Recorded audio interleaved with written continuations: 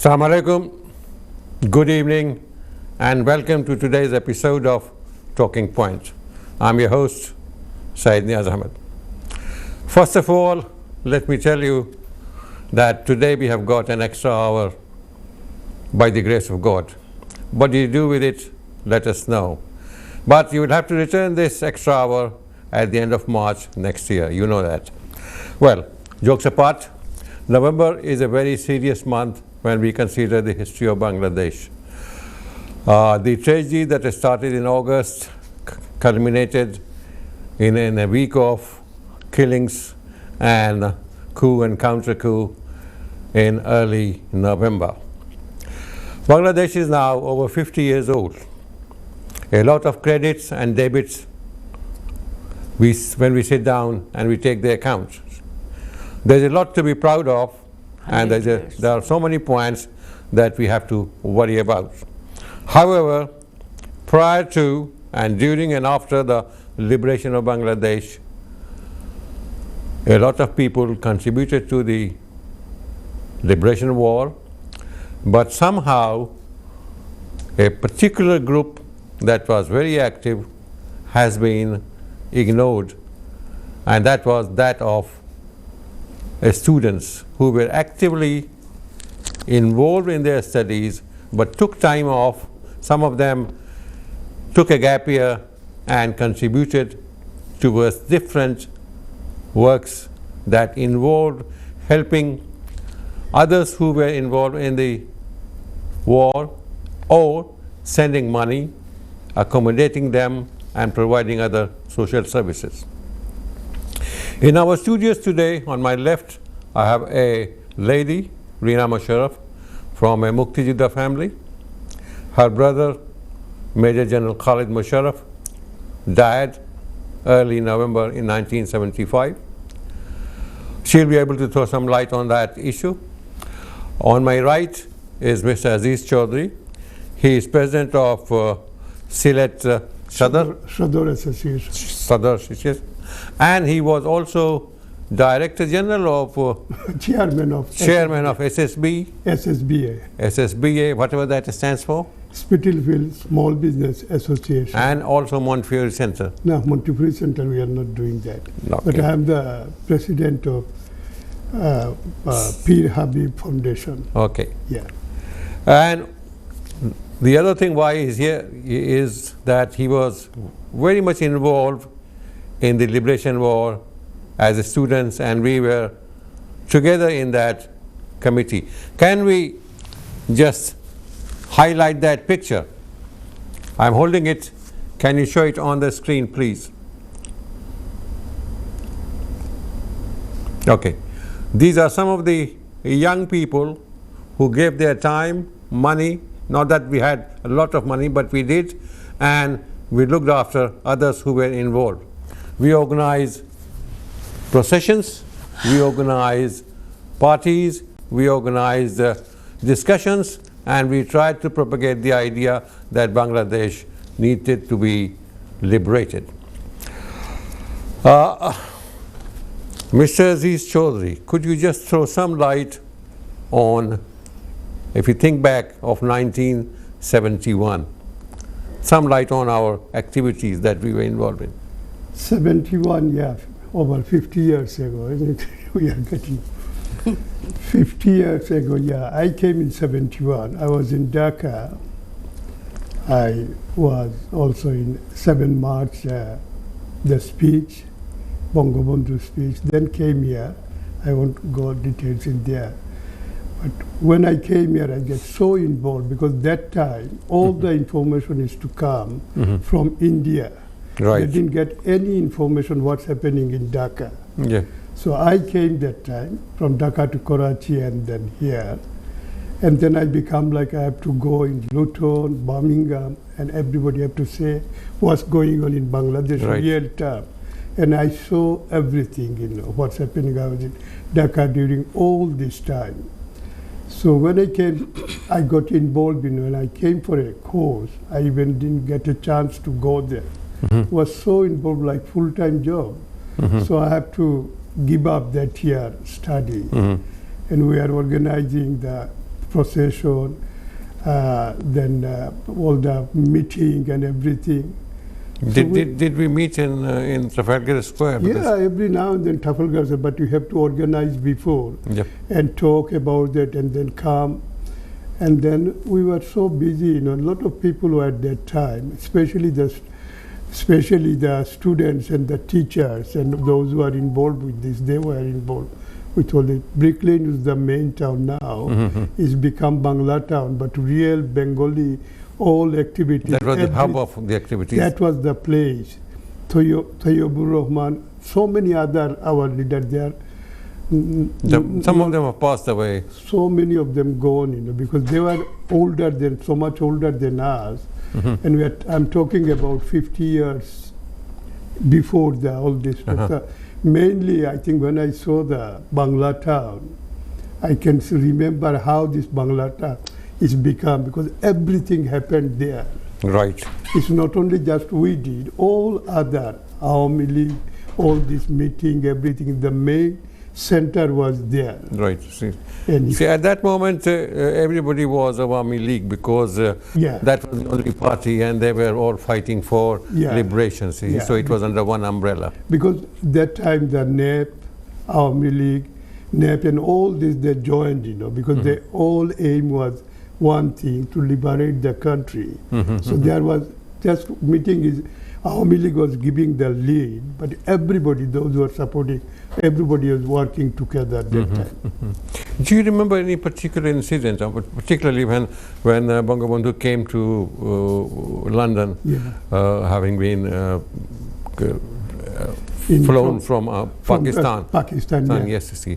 You remember that particular day in January when he arrived at he was in a hotel, Claridge's Hotel, Claridge's yes, Hotel, in Bond Street, corner of Bond Street, and Brooke Street corner. And I remember that a lot of us were there, thousands of people, outside, of course, you see. A lot of people that didn't get even chance to see, but they were so pleased to just go there, And he was so busy. The Prime Minister, I think Heath was that time. Yes. He came to visit him. He came to see him, So then again, we think, the Bangladesh government, but Bandhu, he didn't go direct to Dhaka. Came here, he knows what happened and what happened here. This was the main place, If we don't make noise, I think it will be because it was international, isn't it? Yes.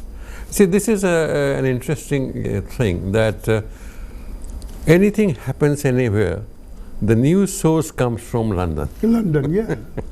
It still is, see. Still now. If you do one particular reason is because we believe BBC. BBC is a trustworthy news source. So everybody thought that if you go to London, you get in news or Dateline London, then it is. It's all over the world, The center. But the British government and the people also supported us. That's it.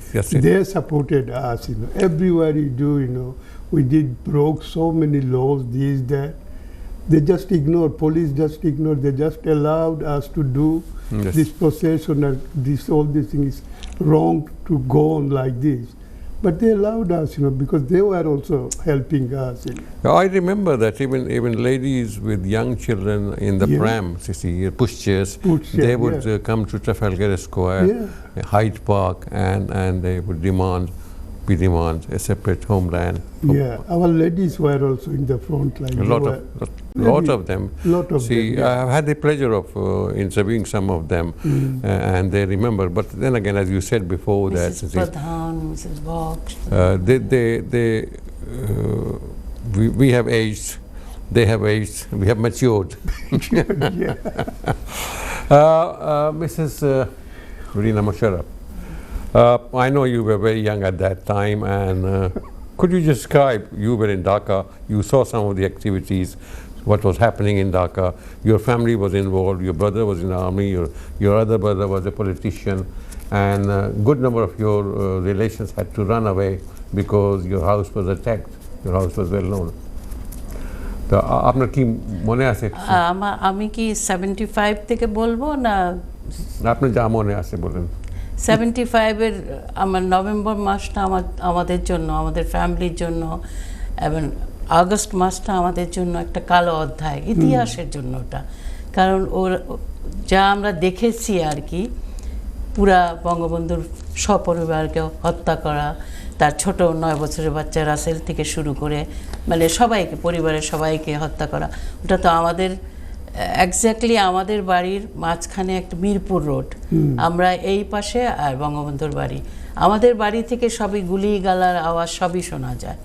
কিন্তু সেই অধ্যায়ের পরে আবার history যে এত change হয়ে যাবে, এত কিছু পরিবর্তন আসবে, তখন তো আমরা বুঝি নেই। আমরা তো একজনকেই জানতাম, বঙ্গবন্ধুকে, তার আদর্শই আমরা, আমাদের পুরা পরিবার বলতে গেলে আমরা ওটাই ফলো করে এসেছি, ওনার আদর্শকে। আমার 2 ভাইকেই আমার মা বঙ্গবন্ধুর হাতে তুলে দিয়েছিলেন, খালেদ মোশাররফ, রাশেদ মোশাররফ। একজন আমার ভাইকে দিয়ে বলেছিলেন বঙ্গবন্ধুকে যে ইনি হলেন দেশের সেবার জন্য, আর রাশেদ মোশাররফকে জনসেবার জন্য। এই কথাটা আমি কোনোদিন ভুলবো না, সেই জন্য আমি এই লাইভ প্রোগ্রামে বলতে চাচ্ছি আর কি।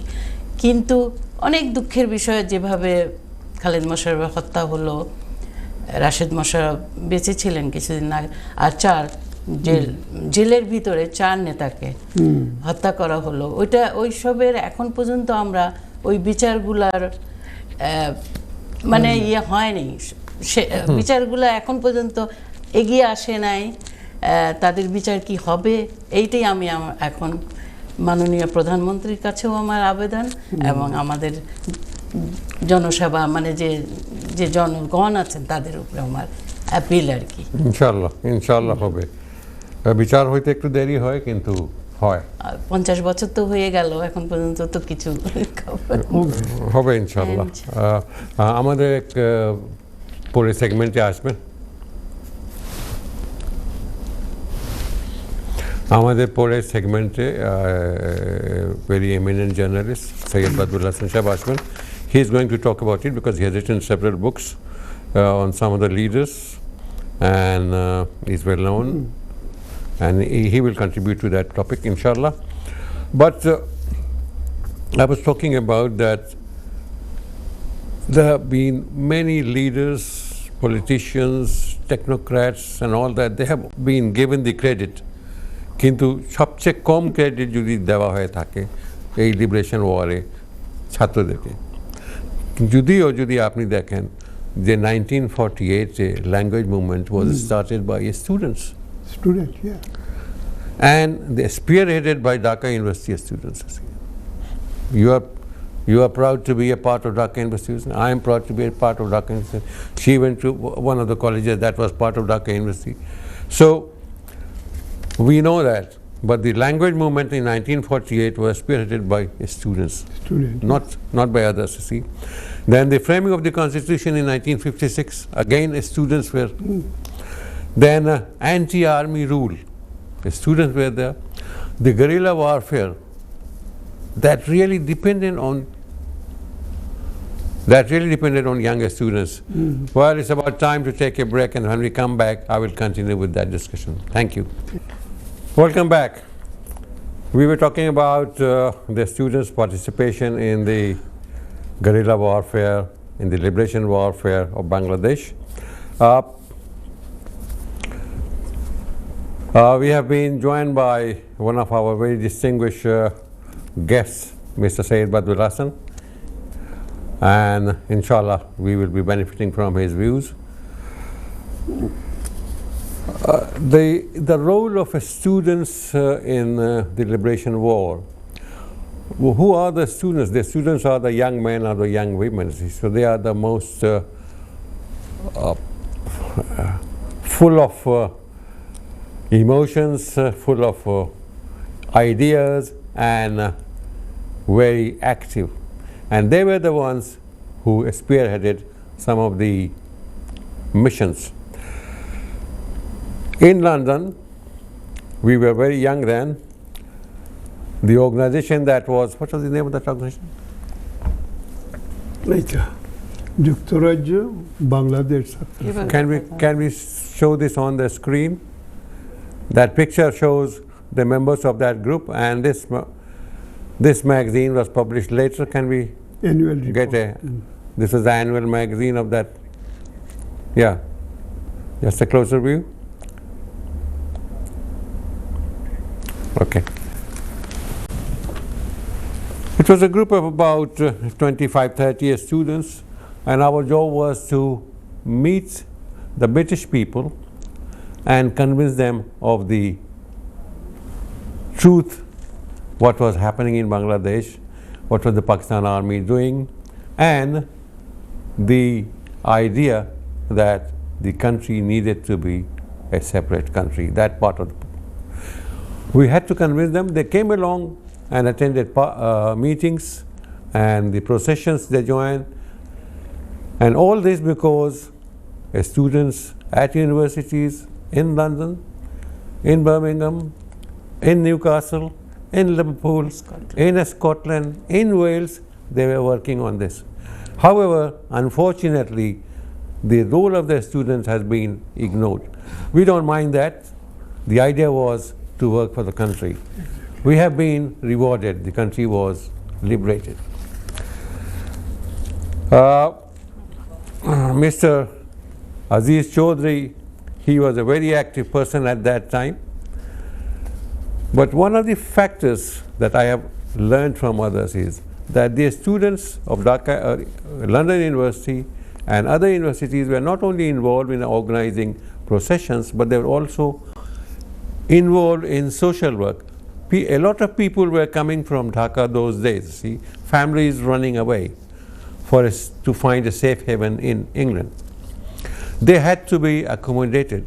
We were not social workers, but we had to organize places where they could be spending a week or two before they could move on to a permanent residency. Then there was another job. We were sending out 10 pounds, 5 pounds worth of money orders to people who had escaped from Dhaka and living in some of the cities along the borders of Bangladesh, in West Bengal and Assam. Agartala. And Agartala. And that was not a big amount, but the letters that we received from those persons, that this 10 pound or 15 pounds or 5 pounds made a lot of difference. It was like life and death matter for them. We don't want any credit, but I'm just talking about something that was done and has not been chronicled, not been mentioned anywhere. Can you narrate some of the incidents that you were involved in? Yeah, but, in South London particularly. I was mainly involved in East London because South London not so many Bengali. Yes. And I used to like the minute I'm in East London. In the beginning, at that time, I used to live in Jubilee Street. Yes. Later, yes. That's why I said no, South London I went later. But at that time, I used to live in Jubilee Street, and this one is the center of all the activities going on. There are a lot of council was 5 minutes away, yeah. So that time, as you mentioned, a lot of activities. People, when the people come from Birmingham, when there is a big procession here, they come and they can't go straight where some of them want to stay. So you want to be host, and we used to keep them. You take 2 people, then next day they will go. So a lot of things we have to do it. This spontaneity, this hospitality is our middle name, isn't it? Because we are so hospitable nation, see. But this was for a purpose, not just the hospitality natural, but it was for a purpose, for the liberation of the country. And that was coming from students who were themselves not very well off. No, dependent on somebody else. আমি একটা incident বলছি, একটা practical.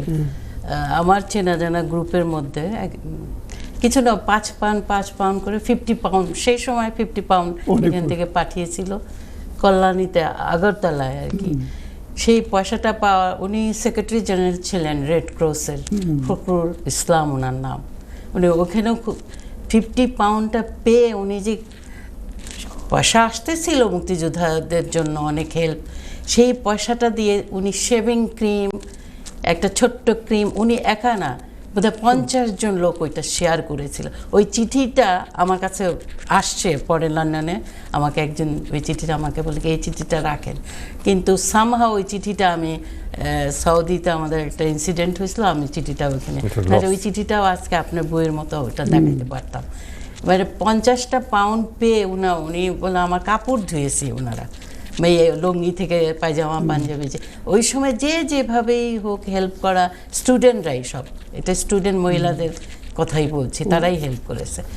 আর বড়রা তো অনেক, মানে সেই সময় তো ইংরেজ বলেন যা, সবাই আমাদের এক হয়ে গেছিল, এই একতাটা এত বেশি ছিল, এখন সেই একতাটা দেখতে পাই না, ওইটাই ভীষণ কষ্ট লাগে মনের মধ্যে।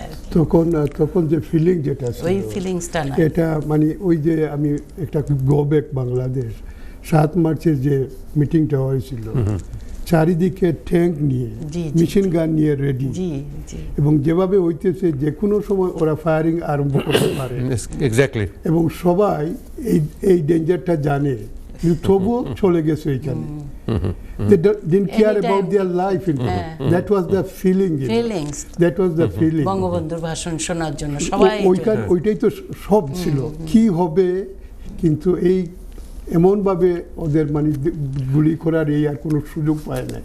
But I think it was a grand political scheme of Bangabandhu that he said এইবারের সংগ্রাম স্বাধীনতা সংগ্রাম, এইবারের সংগ্রাম মুক্তির সংগ্রাম, but he did not declare স্বাধীনতা. That was the idea, because if he had then ওই আরম্ভ হয়ে যায়, ওইটা গুলিটা এইটা হলো কিন্তু বলেছে, কিন্তু বলেন আজকে আমি স্বাধীনতা ঘোষণা করি, এইটা কিন্তু বলেন, কিন্তু যা বলছে দ্যাট ওয়াজ এনাফ, বিহাইন্ড এটাই ছিল, ওইটাই আসল জিনিস, আগে কেউ জানতো না উনি কি বলবে, এন্ড দ্যাট ওয়াজ ওই ফিলিং এর কথা বলতেছে। আমি ঢাকায় ছিলাম তখন, ছাত্রলীগের একজন, আমাদের সিলেটের একজন লিডার ছাত্রলীগের, ওই সময় আমি তখন ঢাকায় রয়েছি, ও চলে যেতেছে ইন্ডিয়ায়। আমি বলি তুমি কি দেশে বললে না, আর সময় নাই বলতেছে। আমার পকেটে যা পয়সা ছিল, আমি তখন একটা ভালো চাকরি করতাম, কিছু পয়সা রাখে সব ওকে দিয়ে দিছি, ওর নাম আমি বলবো না। That was feeling, I thought আমি যাইতে পারতেছি না, উনি যাইতেছে, as much as I can do, that's the best, ওইরকম ফিলিং ছিল তখন প্রত্যেকের। মানে তখন মনে হচ্ছে ওই একটা দেশ বাংলাদেশ, বঙ্গবন্ধু, আওয়ামী লীগ, তখন এত পার্টি, এত কিছু, আমরা ছোট কাল থেকে এটাই জেনে আসছি। তখন তো সব, well, if you look back at the history of the subcontinent, when back in 1947, and our forefathers fought for that independence, there was only one party, Congress, Congress party, and Muslim League. Muslim League to pore aslo, onek pore aslo. So they were all fighting for independence, they were all together. 47 আমার মনে আছে এখনো, আমরা শিলংয়ে ছিলাম, আমাদের বাসা 200 লোক এসে অ্যাটাক করেছে। এর কিছুদিন পরে ব্রিটিশ আর্মি আমাদেরকে রেস্কিউ করে 3টা ফ্যামিলিকে এক বাসায় রাখছে। এরপরে একটু সাইলেন্ট সবকিছু, তারপর আমরা বাড়িতে আইছি, এই একটার পর একটা আপনার। আর এই 47 থেকে 71 এসে আবার আরম্ভ হয়ে গেছে। তখন আমরা যেভাবে বলতেছি, শিওর ছিল না যে কিভাবে এটা স্বাধীন হবে এবং কি হবে, কত হাজার হাজার সৈন্য এই দেশে, আমাদের কি ছিল তখন। কিন্তু ওইটাই মনের জোর, এই যে ফিলিং, ওইটাই সবচেয়ে বড় পাওয়ার। Well, non-violence, yeah. We did not fight with the English. We made them go, and then we followed them. ঢাকায় আমার মনে আছে, ওই যে রাত্রের সময়, আপনি বোধহয় ঢাকায় ছিলেন তখন, ফায়ারিং আরম্ভ হয়েছিল 1.5 ঘন্টা 2 ঘন্টা কন্টিনিউয়াস। এরপরে সমস্ত ঢাকা নীরব, পরের দিন কেবল লাশ আর লাশ আপনার। I saw all this thing, and then আমার ভাই খালিদ মোশাররফ তো এপ্রিল মাসেই তো চলে গেলেন আগরতলায়, তারপরে তো পাকিস্তান আর্মি আসলো আমাদের বাড়িতে। কি বলবো, তখন বাড়িতে ঢুকে ইয়াং মেয়েদের তো সব আমাদেরকে গ্রামে সবকে পাঠিয়ে দিয়েছে, কিন্তু আর্মি যে ব্যানেট দিয়ে আমার দুলাভাই বাসায় ছিল তাকে একদম খুঁচিয়ে খুঁচিয়ে জিজ্ঞেস করতেছে ফ্যামিলিরা কোথায় ওরা। সবাইকে আমাদের গ্রামের সম্বন্ধে তখন জানতো না, কিছুদিন পরে ওই গ্রামেও পৌঁছে গেছে, কারণ একজন আরেকজন আমাদেরই রাজাকার বাহিনীরা খবর দিয়েছে। একদম পুরা গ্রাম, আমাদের পুরা গ্রাম বাড়ি একটা কিছু ছিল না। 2 বার আমাদের সঙ্গে এটা হয়েছে, 75-এও হলো নভেম্বর মাসে ওই যে, আর এই যে 71-এ। অনেক দুঃখের কাহিনী আছে এসব। Well, it is unfortunate if others hit you, it is unfortunate. When your own people hit you, it is very sad. We have with us our eminent friend Syed Badr Hassan. Can we rope him in? Yes, Badr bhai. We are talking about Bangladesh, we are talking about Liberation War, and we are talking about that particular month in November, which is only knocking on the door. Right. You have written several books about some of the leaders. We have 2 minutes for the break, and then we'll go to the third segment, and then we'll have more time to talk about. But I have a book here in front of me about Mr. Tajuddin Ahmad, written by you and very kindly given to us. Could you say something about this particular book, this particular leader? Thank you for possibly the brain behind the movement. Yeah. Can you hear me? Yeah, I can hear you. No. But it's not very loud. Is it loud and clear now? Not loud. Can you hear me now? Can control room do something about it? Okay, all right, you go ahead. Well, the particular reason I wrote that book was that I felt that Mr. Tajuddin Ahmad, as the first Prime Minister of Bangladesh, the wartime leader of the country, needed to be focused on. And I found that a lot of people outside Bangladesh, even they did not quite remember him. Many of them had heard of him, but then the pivotal role that he played in the formation of the government in exile in Mujibnagar, that was the fact that was not known to many people, or many people who knew about it had somehow either forgotten about him or had completely ignored him. So I thought that in order to present his story or his role in the formation of the Awami League, his participation with Bangabandhu Sheikh Mujibur Rahman in the movement for autonomy in the pre-1971 period, then his leadership of the 1971 Mujibnagar government, and later on his role as Minister of Finance in the Bangladesh government, followed by his exit from the government, and of course his death with 3 other national leaders in prison on the 3rd of November 1975. I thought these facts needed to be put in perspective. So that was one particular reason. And the other reason, of course, is that Mr. Tajuddin Ahmad and, of course, his colleagues who died with him, they are all very important figures in Bangladesh's history, Bangladesh's national liberation movement. So which is why I wrote that book. And I hope readers did find something of value, something. Did you meet him in person? No, that remains my biggest tragedy. I did not meet him, but I did see him once when in 1972 he came to our area in Dhaka, which was Malibar. Okay. And there was a show. Okay, sir, we need to take a break, and when we come back, please don't go away. We'll be with you and to talk about it. Thank you for being with us. We'll be back soon after this very short break. Thank you. Welcome back. Just before the break, I was talking to our guest today, Syed Badr Hassan, about his book on Tajuddin Ahmad, Glory and Despair, The Politics of Tajuddin Ahmad, one of the 4 leaders who were assassinated in early November 1975. The first week of November is like a black spot on the history of Bangladesh, and we are trying to discuss and get behind what happened, but we also lament that no proper investigation has been conducted as yet. Not only that, but also that the killings of Major General Khalid Musharraf, his colleagues Shafat Jamil, Haider, and K.Q. Huda.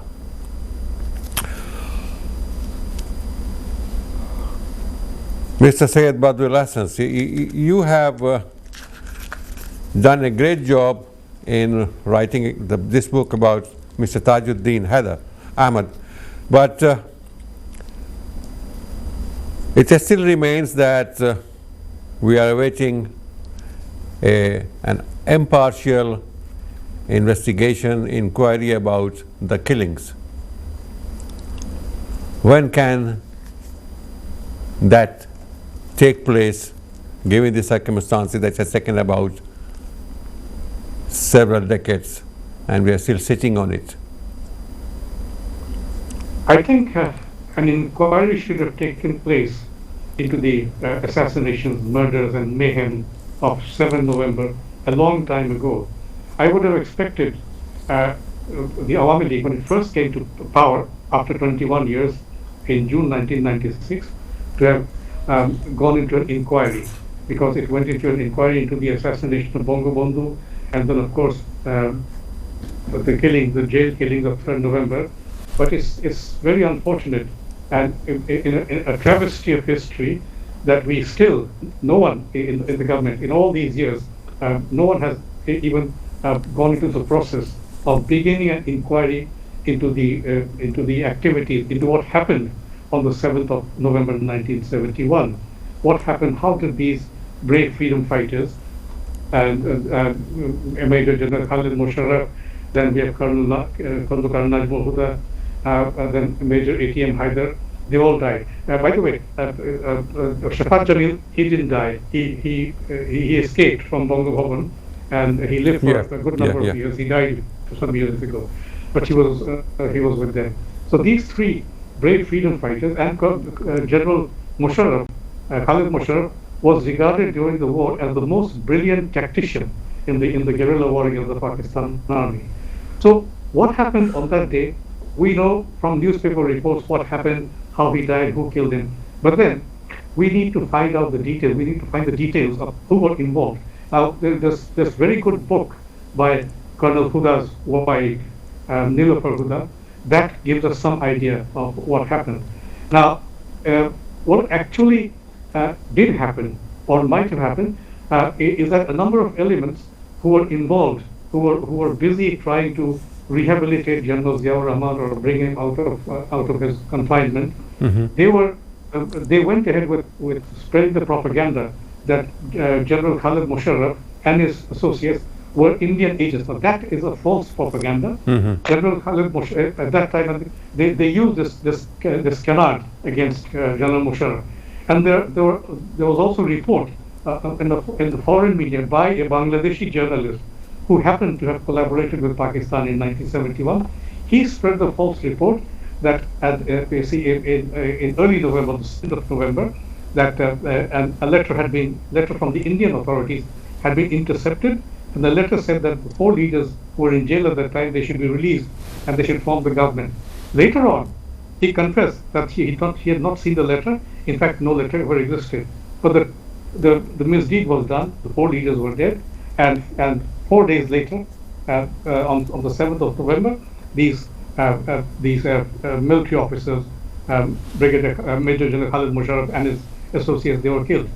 Now, then later on, during the period of General Ziaur Rahman and then General Khalid Musharraf, General Hussain Muhammad Ershad and Begum Khalida Zia, no inquiry was undertaken. And the most tragic thing, the most shameful thing, is that there is no record of Major General Khalid Musharraf having been Chief of Staff of the Bangladesh Army. He was there for 4 days before he was killed. But then there's no record in Army headquarters or in the government files that he was Chief of Staff of the Army. That thing needs to be corrected. Again, there are a number of people, the people of the officers at the officers level and the general soldiers level, who were involved in the murder of these three officers on the morning of 7th August at Shere-Banganagar in the army camp. Now, many of these people are still alive. So what we should do, pressure should be created on the authorities, on the government to go into an inquiry, and find out these people who are still alive, who took part in the killings. They are still alive, and those who are dead, their names should also be revealed, and a posthumous inquiry and a posthumous trial of these people should be done. Otherwise, the history of Bangladesh remains incomplete. In my view, there are three tragic happenings that we went through in Bangladesh. First of all, the genocide by the Pakistan Army for the 9 months between March and December 1971. Then the assassination of Bangabandhu and his family, most of his family.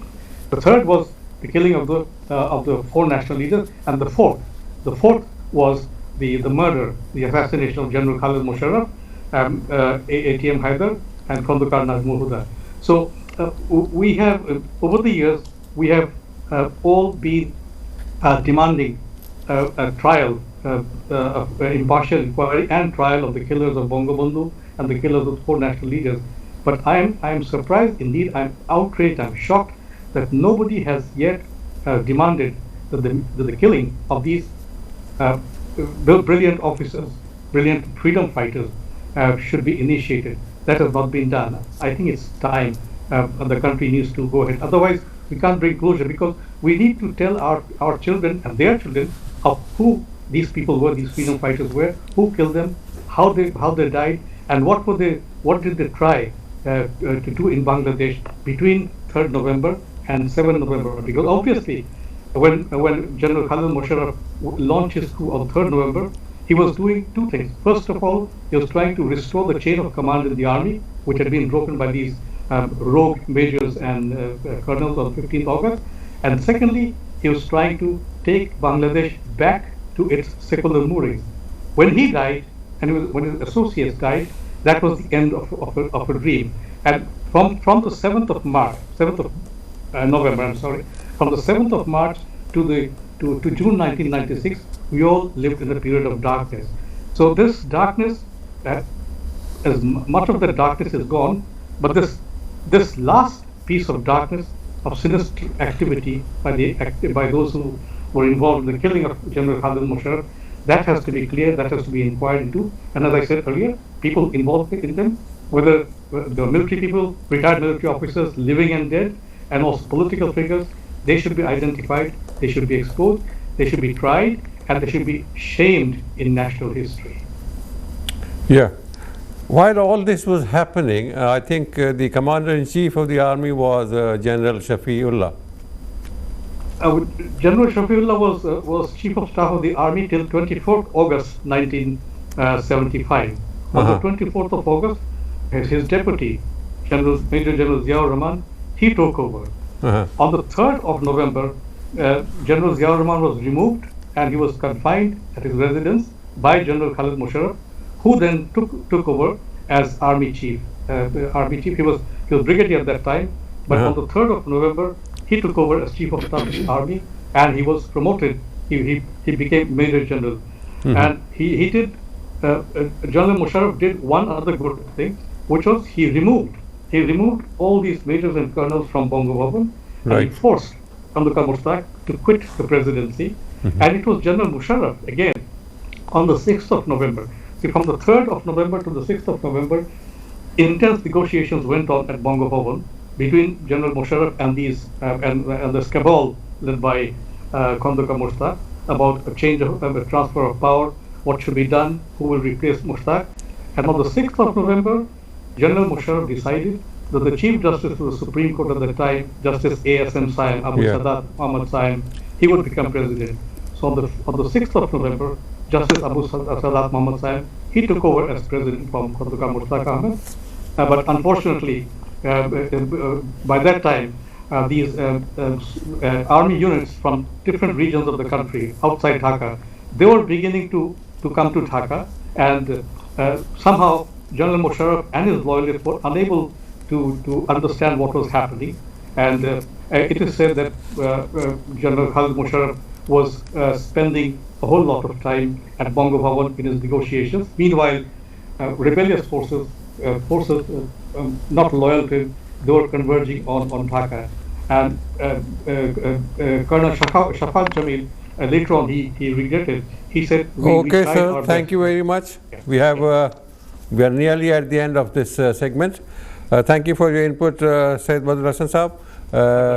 I am so happy that you could give us time. You wanted to read out something from the book? I just wanted to tell you something. প্রথম তো আপনাদের মতো যে স্টুডেন্টরা যে এত কাজ করেছেন সেটার রিকগনিশনও নাই, যাদের জন্মই হয়নি তারা মুক্তিযোদ্ধা হয়ে গেছে, এইটা কেমন করে হইতে পারে? এইসব প্রশ্ন আমার মনের ভিতরে। ওরা জন্ম থেকে মুক্তিযোদ্ধা? হ্যাঁ, জন্ম, ওর বাপ মা যদি হয়ে থাকে সেই টাইটেল আমরাও পেতে পারি, আমরা কোনো দিন ক্লেম করি না, কিন্তু আমাদের হোল ফ্যামিলি মুক্তিযোদ্ধা। আপনারা কাজ করেছেন, সৌভাগ্য আপনাদের মতো লোকদের সামনে বসতে পেরেছি, কথা বলতে পেরেছি। আরেকটা জিনিস, খালিদ মোশাররফের সম্বন্ধে যে বদনাম, উনি রক্তপাত কোনোদিনই চাননি। এই দেয়াল বইটা হুমায়ুন আহমেদ এত বড় একজন রাইটার, এই বইটা যখন বিএনপি শাসনে ছিল তখন রিলিজ হয়নি। তো okay, the time is over. Thank you very much for being with us. We hope that you enjoyed the show as much as we have. It was rather hectic, organized on different stations and groping in Mr. Aziz Chaudhry from other part of London. Whatever, we hope that we have achieved a little bit, whatever our contribution.